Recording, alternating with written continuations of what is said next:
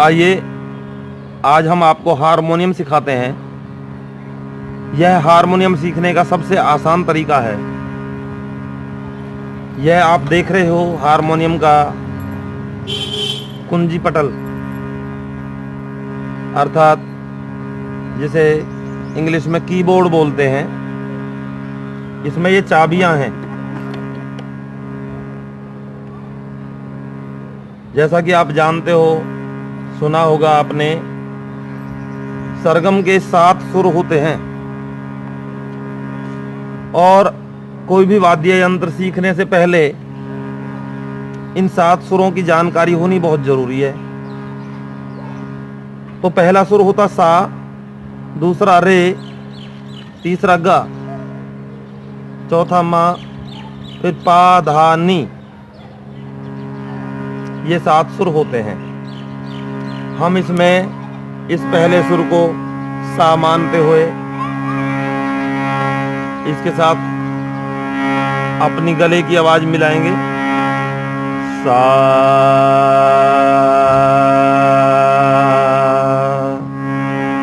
ध्यान रहे सा सुर को बजाने के लिए इस उंगली का, अर्थात तर्जनी उंगली का ही प्रयोग करें।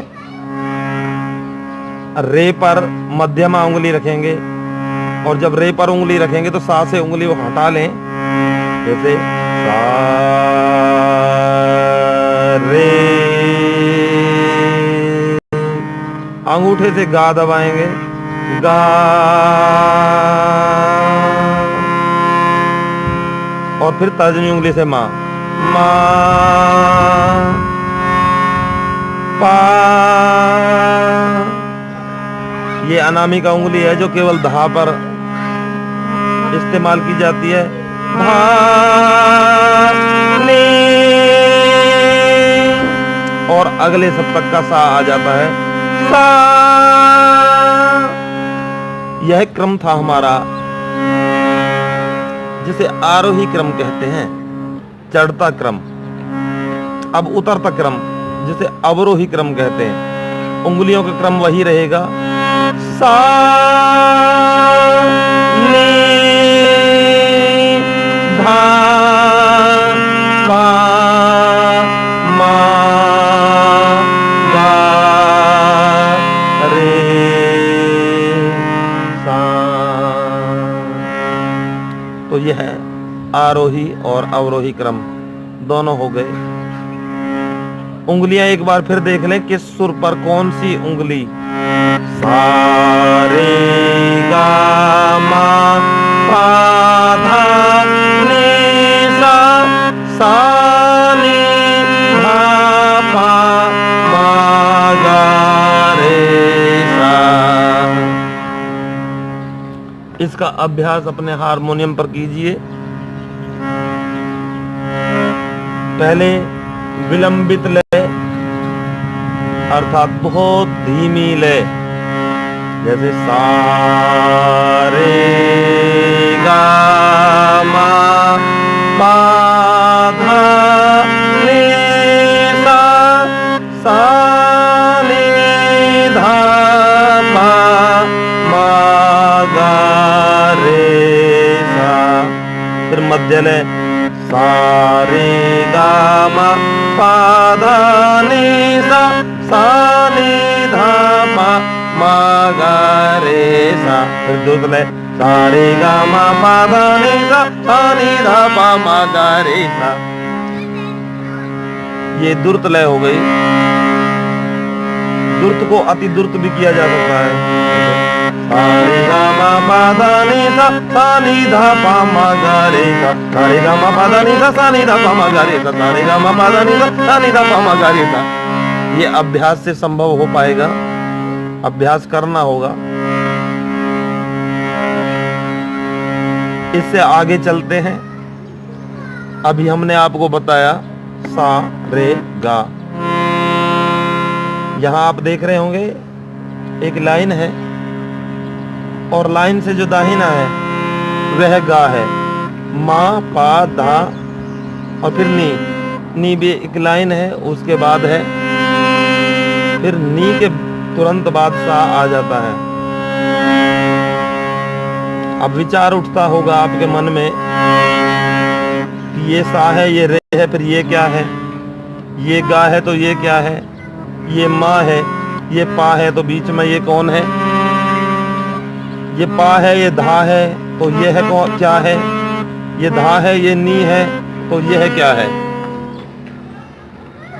इनसे अन्य 1 2 3 4 5 6 7 7 से अन्य 5 सुर बचे हमारे पास में, 1 2 3 4 5, जिन सुरों को हमने नहीं छेड़ा।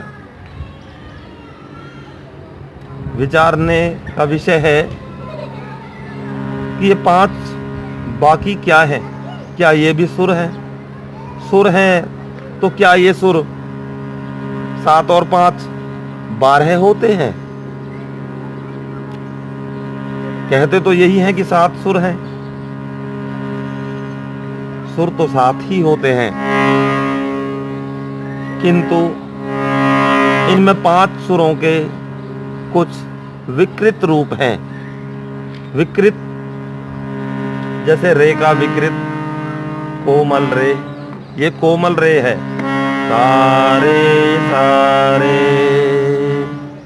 जिसकी आवाज शुद्ध रे से कुछ गिर करके निकलती है थोड़ी सी, उसे हम कोमल रे कहते हैं। गा का कोमल गा, माँ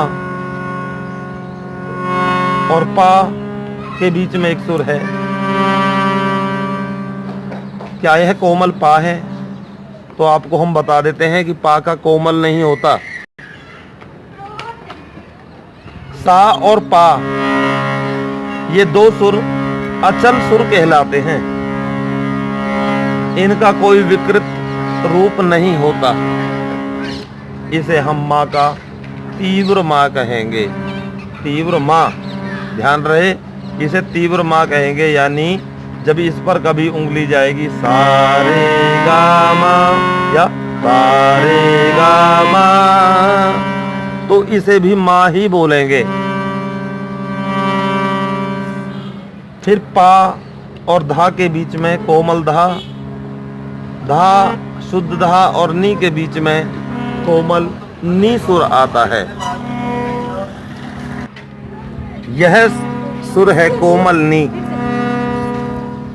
इस प्रकार से ये 5 सुर, 4 कोमल और 1 तीव्र। कोमल सुर रे गा धा नी, जो अपने शुद्ध सुर से बाएं ओर है, जैसे रे के बाएं ओर कोमल रे, गा के बाएं ओर कोमल गा, धा के बाएं ओर कोमल धा और नी के बाएं ओर कोमल नी। और तीव्र सुर माँ के दाहिने ओर तीव्र माँ है। रे गा मा धा नी, ये 5 विकृत सुर कहलाते हैं। इन विकृत सुरों से राग परिवर्तन, गीतों की धुनों में अंतर आता है और संगीत में बदलाव देखने के लिए मिलता है। आज के इस एपिसोड में हम आपको केवल इतना ही बता रहे हैं। देखते रहिए और सीखते रहिए। अगली बार हम आपको बताएंगे अलंकार और धुन निकालने का आसान तरीका। तो हमारे चैनल को